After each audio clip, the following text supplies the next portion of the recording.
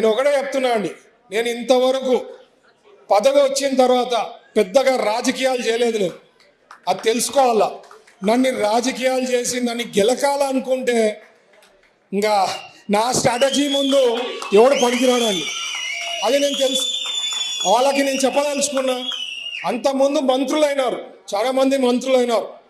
ప్రతి ఒక్క మంత్రి ప్రతి ఒక్క దాంట్లో ప్రతి నియోజకవర్గంలో ఏదో రకంగా వాళ్ళు ఇన్వాల్వ్ అయ్యి మీకు తెలియకుండా చాలా చేశారు. నేను ఆ పనులు చేస్తలే. ఏ నియోజకవర్గంలో కూడా నేను రెస్పెక్ట్ ఇచ్చి ఏ వాళ్ళకి ఎమ్మెల్యేస్ కానీ ఇన్ఛార్జెస్ కానీ ఎక్కడా కూడా వాళ్ళకి తెలియకుండా నేను గెలకడంలే.